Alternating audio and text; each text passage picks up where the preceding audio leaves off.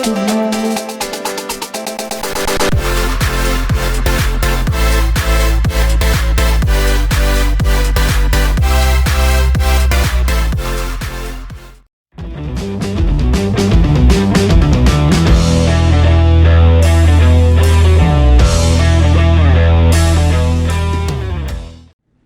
back here at Vigor High School with new head coach Markus Cook. He's new head coach here, but definitely no stranger to this school or this program. Coach Cook, first of all, congratulations on getting this job here at your alma mater. We already know what kind of standard you guys have, and it's known throughout the state that Vigor has here as a football program.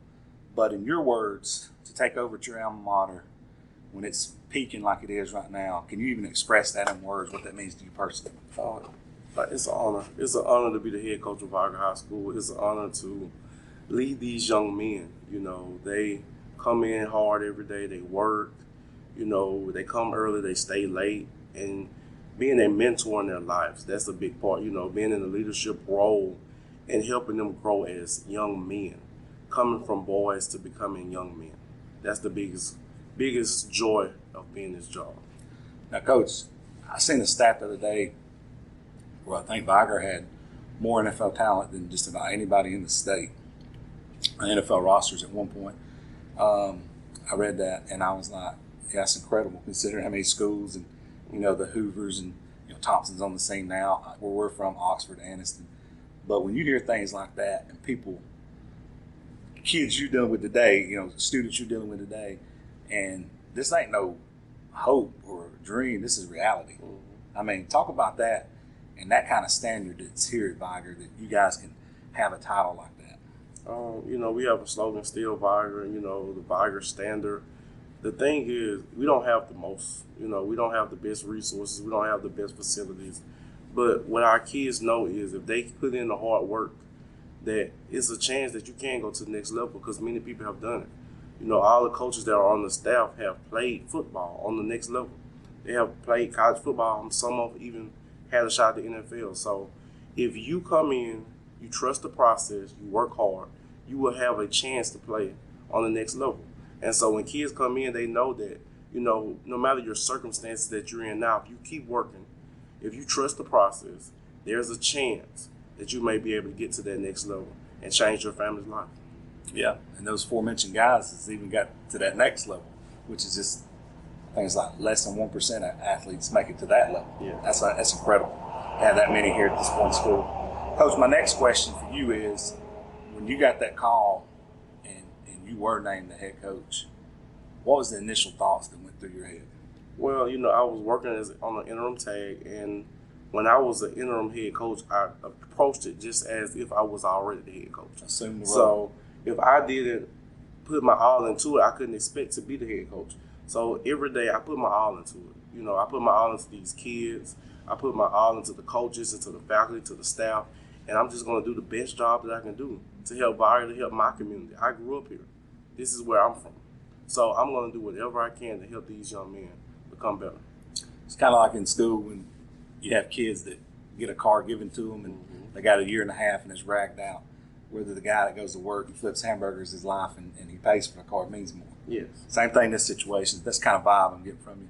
Now, Coach, what were some of the challenges? You already knew you're going to have a target on your back. You already knew you was going up to 5A.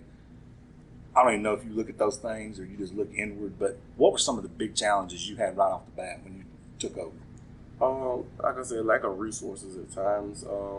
We knew that we don't have as much as other 5A schools.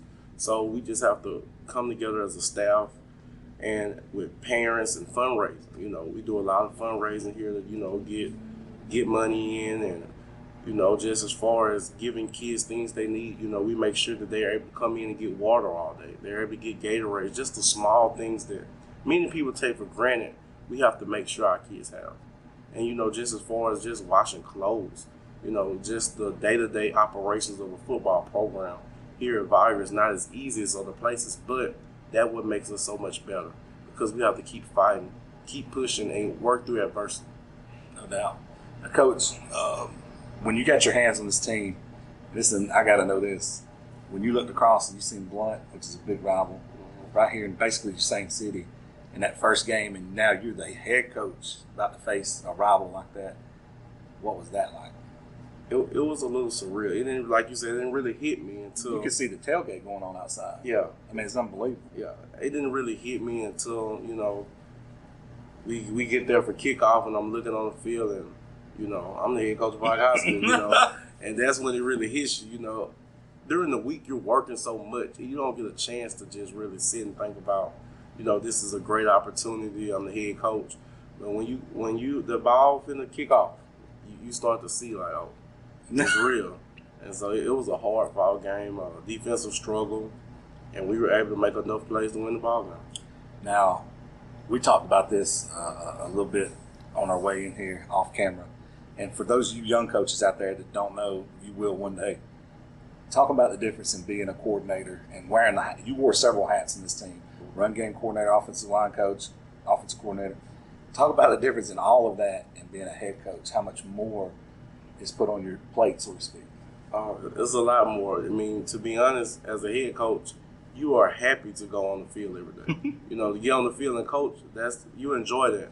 I can't wait till 3:15 to get on the field. That's the thing, because from 7 a.m. until 3 o'clock, I'm doing everything. I'm doing some football things, but most of the time it's things that don't have to do with football. Just organization and getting everything prepared for the week and prepared for the game. So when you finally get a chance to get out there and coach your kids, it's a joy. That's the best part of the job, being able to actually get to the field and coach. What would you say to a young coach coming up? What would be your words of wisdom, so to speak, to a young guy that's just getting into the game, maybe freshly graduated his first year or two? If you had some, because you fast-tracked this thing. I mean, I know you're doing it here at your alma mater. You're still a super young guy. Mm-hmm. What would be your words of wisdom to a young guy who was in your shoes a few years ago? Well, I would just tell a young guy, if you're up and coming, you have aspirations of being a head coach. You must first be the head coach of your position. So if you're a receiver coach, you must coach the receivers like you're the head coach of receivers. You're the O-line coach the O-line like you're the head coach of the O-line. Because first, once you get your position group in order, then you can move to a whole side of the ball. Then you get the whole team. But the best thing I would tell anybody is relationships matter. You must get a relationship with kids, with administrators, with the faculty, with all the players, with the parents. All that matters. When you have a relationship, it's easier to lead than when you don't have one. Because kids will play for you if they respect you and if they love you. Ain't no doubt. You got me fired up, man. I'm ready to get in my coaching career over here. Now, Coach, you've had these guys all summer. Basically, like you said, you took over the interim tag and you're 2 games deep into the season, and literally one of the toughest, if not the toughest, 5A regions in the state. It may be, probably is the toughest. What do you know about your kids at this point? They know how to fight through adversity. We got hit in the mouth last week. We lost the BC Rain, but they came in Sunday ready to work. And I think, sometimes you need a wake-up call, some humble pie. Got knocked off our high horse, as people would say. But we came in this week, we're ready to work. We're ready for Central Nail on Friday. So, in the 5A Region 1, you can lose any week. So each week we must treat it like a playoff game. Each week we must have the same level of mental focus. We must be physical, we must be dominant, and we must work hard. The standard does not change, no matter who the opponent. Now, Coach, when you come off the field and you go home with your family and things like that, how do you take the coaching hat off? And what will we find you doing to get your mind away from football in your downtime? Well, that's probably the hardest part, because when you get home on a Friday night, you're gonna want to watch the film. On Saturday, you're gonna watch some more film, and you just have to take a couple hours, just to watch a TV show, just to sit and relax. Most of the time you just wanna breathe, just calm down. But to be honest, you never really stop being a coach. You coach outside of football more than you do, on those fields. Kids are gonna call you. You're gonna check in with kids. Making sure they're doing treatment, just small things. And it's just, it's like being a father to all those kids. I have 70 kids. I feel like I'm a father to all 70. Sometimes you are that father, and I know my coaches were. My dad had moved out of state, so my coaches growing up at Etowah High School where I went were like fathers to me as well, Now, Coach, what's playing in your car right now? music-wise? Oh, well, I'm a youngster, so I'm listening to Future, Drake, I got you. Lil Baby. I'm listening to all that too. Listen to gospel, listen to some R&B. I'm versatile. I listen to it all though. If it's game time, game day, what would we listen to then?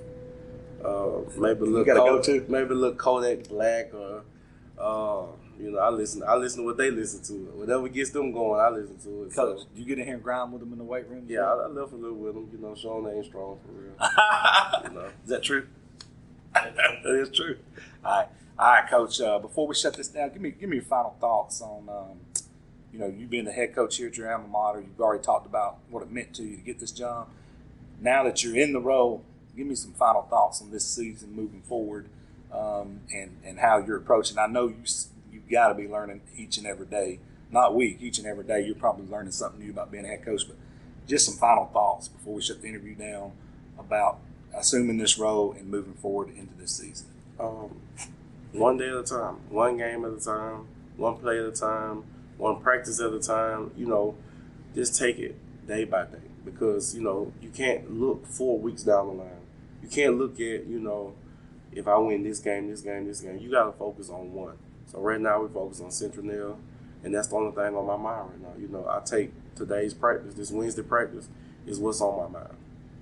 Getting ready for Central, and I'll worry about tomorrow. I take it one day at a time, because things change every day around here. As a coach, that's one thing you learn, that each day a situation can change. So you must take everything one day at a time, and to get everybody better. From the last guy on the totem pole to the top guy, everybody must be held accountable. Coach, I want to congratulate you on getting this job here at your alma mater. You guys doing an outstanding job raising these young men up and teach them how to be better people. Let's just call it what it is. And so when they do graduate, that ball stops bouncing around. They're better fathers out in the community, and better workers, and just better people in general to be around. And good luck to you guys the rest of the season. All right, thank you, sir.